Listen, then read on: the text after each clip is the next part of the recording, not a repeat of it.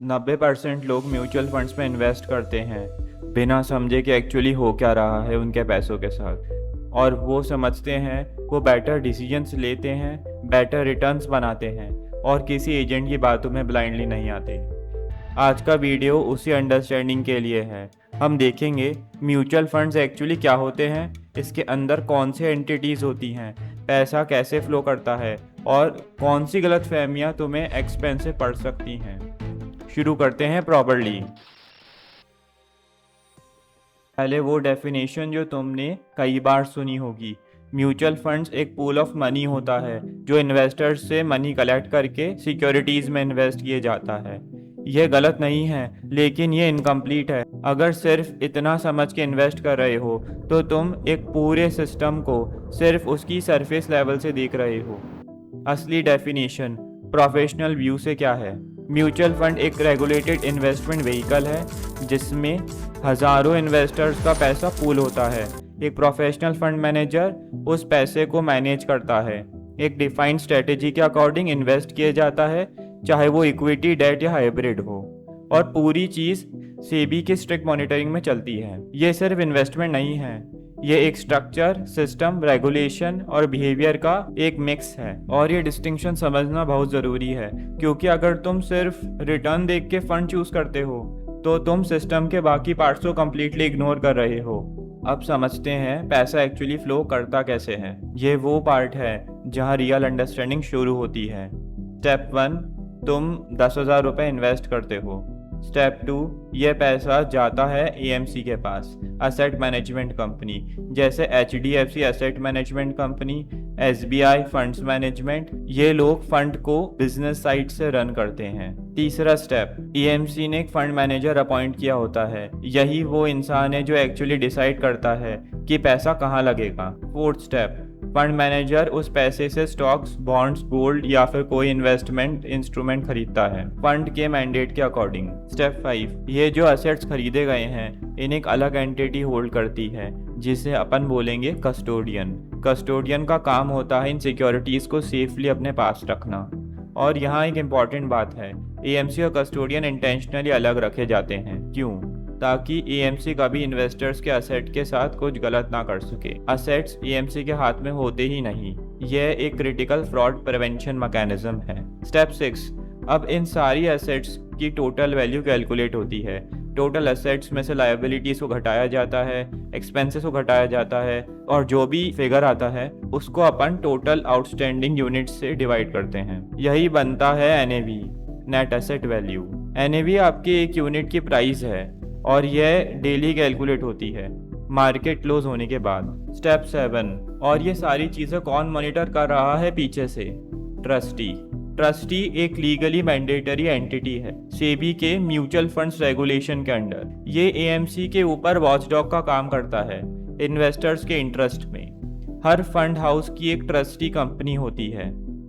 एक और एंटिटी है जिसका नाम बहुत कम लोग जानते हैं, RTA, registrar and transfer agent. जब तुम इन्वेस्ट करते हो तुम्हारे यूनिट्स का रिकॉर्ड कौन रखता है? रिडम्पशन प्रोसेस कौन कराता है? अकाउंट स्टेटमेंट कौन भेजता है? आरटीए।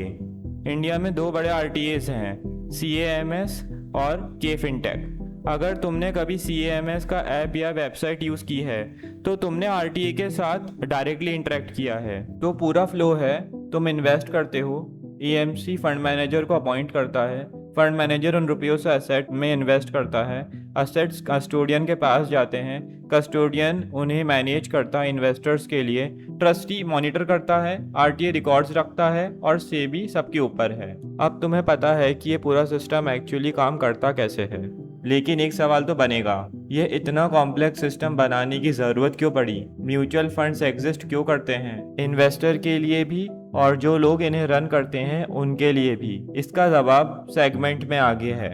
अब थोड़ी ब्लंट बात करते हैं, क्योंकि ये मार्केटिंग वाली चीज़ नहीं है। स्टॉक पिकिंग के लिए जितना रिसर्च और स्किल चाहिए उतना टाइम सबके पास नहीं होता, और ये रियलिटी है, बुराई नहीं। डाइवर्सिफिकेशन चाहिए, बिना 20-30 स्टॉक्स मैनेज किए। प्रोफेशनल मैनेजमेंट चाहिए अपने पैसों के लिए। ये एक बिजनेस है। एएमसी पैसा कमाती है एक्सपेंस रेशियो से। जितना ज़्यादा एयूएम उतना ज़्यादा रेवेन्यू। एक्सपेंस रेशियो तुम्हारे रिटर्न से डायरेक्टली कट होता है, अलग से नहीं देना होता। म्यूचुअल फंड एक प्रॉफिट मेकिंग बिजनेस है, ये बुरा नहीं है, लेकिन इन्फॉर्म्ड रहना तुम्हारी जिम्मेदारी है। दो सिमिलर फंड्स में 0.5 एक्सपेंस रेशियो का डिफरेंस भी 20 साल में कंपाउंडिंग की वजह से लाखों का डिफरेंस बना सकता है। एक इम्पॉर्टेंट रियलिटी, म्यूचुअल फंड में इन्वेस्ट करने का मतलब है तुम फंड मैनेजर पर ट्रस्ट कर रहे हो, तुम्हारा पैसा उसका डिसीजन। तो सही सवाल ये नहीं कि कौन सा फंड नंबर 1 है, सही सवाल है क्या ये फंड मैनेजर कंसिस्टेंटली अलग अलग मार्केट कंडीशंस में रिस्क के कंपैरिजन में अच्छा परफॉर्म किया है। यह एक सवाल तुम्हारी रिसर्च का 80% कवर कर लेता है। 3 चीज़ें जो लोग मानते हैं और नहीं माननी चाहिए। मिसकंसेप्शन 1, म्यूचुअल फंड्स सेफ होते हैं। Truth, mutual funds market linked होते हैं, इसीलिए कैपिटल लॉस पॉसिबल है। सही फ्रेमिंग, अपने रिस्क प्रोफाइल के according suitable mutual fund select करो, सेफ म्यूचुअल फंड नहीं। Misconception 2, past returns equal to future returns. Truth, SEBI खुद लिखवाता है past performance is not indicative of future results. Rolling return देखो, 5 से 7 साल का, एक स्पाइक नहीं, पैटर्न देखो। मिसकंसेप्शन 3, ज़्यादा फंड्स मतलब ज़्यादा diversification. Truth, 8 large cap fund देखो, सब में सेम स्टॉक मिलेंगे, इसीलिए 3 से 5 फंड अलग अलग कैटेगरी में काफ़ी हैं।